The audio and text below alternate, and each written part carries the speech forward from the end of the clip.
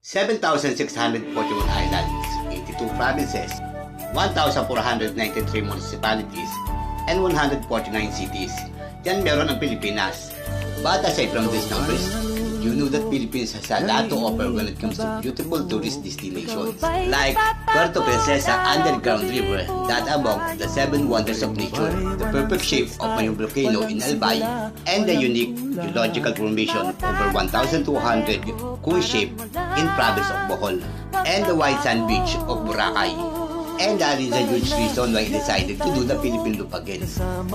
To rediscover, to explore, and to reshare to all of you how beautiful the Philippines is. Use my bike, I will be travel our country again. So join me as I travel the breathtaking beauty of our country known as Pearl of the Orient, the Philippines. This is Kiko Kalakasan from Pasig City, and this is Philippine Loop.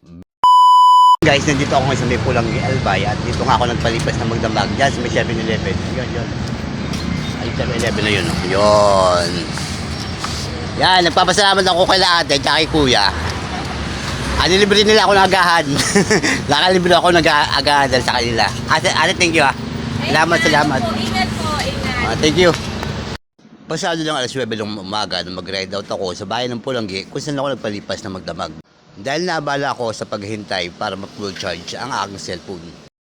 Hanggang sa mapasok ko ang bayan ng Owas. Good morning guys, nandito ako ngayon sa may Owas. Yun, nasa may left side ko yung Bukal Mayon. Napakainit dito. Nakakatakot pag may tukan.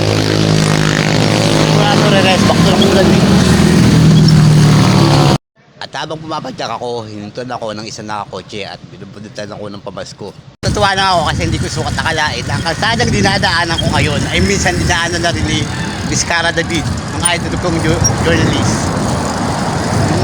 Tinira nila ang tarin sila rin sa may Bicol. Siya pala kay Miss Cara David. Actually, friend ko siya sa Facebook. At oo, ang ruta na dinadaanan ko ay minsan na rin dinaanan ni Miss Cara David. Nung ginawa niya ang isang document na may title na 400 kilometers, nagbike sila hanggang Bicol. Kasama niya ang isang matandang 71 years old at isang nagtatrabaho sa Manila na taga Bicol. Hanggang sa papasok ko ang bayan ng Ligaw. Dahil piyesta sa kanilang bayan ng araw na yan, pinili kong daanan ang sentro ng kanilang bayan. Good morning guys, naghahanap ako ng ilog na pwede kumain at maglalaba rin ako kasi natambakan na ako ng labahan. Wala na ako may susuot. Last t-shirt ko na kasi yan pag hindi pa ako naglaba. Wala ako magagamit bukas kaya naghanap muna ako ng ilog. At sa kakahanap ko ng ilog, napadpad ako sa isang palayan na napakaraming kalaw. Kung saan makikita ang Mount Masaraga. Ganito mga trip kong lugar mga peaceful, parang asap tumira. Kung saan ako nagpaikot-ikot hanggang sa marating ko ang isang tulay. Nasa ilalim ay may dumadaloy na malinis na tubig ilog. Sakto! Ayun ang ilog. Humito ako para hanapin ang daan ng pababa ng ilog. Pagbaba ko ng tulay, ganitong klaseng view ang bumungad sa akin. Tanaw na tanaw ang Bulkan Mayon. Pagbaba ko sa ilog, inilabas ko ang aking mga labahan at inumpisahan kong maglaba. Binigyan ko muna ang sarili ng break para ayusin ang mga bagay na dapat kong ayusin. Dahil mga araw na yan, wala talagang ligo simula nung umalis ako ng Pasig. Nang matapos na, ibinilad ko lang ang mga damit ko sa may batuhan. Ang mga bato na ibinuga ng Bulkan Mayon nung una siya sumabog. Habang hinihintay ko matuyo ang aking labahan, nag-food trip muna ako. Sabay ligo sa malinaw at malinis na tubig ilog. Na bagay na hindi ko nagagawa kapag nasa Maynila. Feeling free and independent on my own way. Pagkatapos kong maligo, ay nagbihis na ako sa Bayalis. Kahit hindi pa mga tuyo ang mga damit ko, pinilaw ko na at isinambay ko na lang sa handlebar ng aking bisikleta. At pumadyak na ako papunta sa Mayon Skyline. Marami kasi nagsabi sa akin na kung gusto kong makita ang crater ng Mayon, puntahan ko ang Mayon Skyline.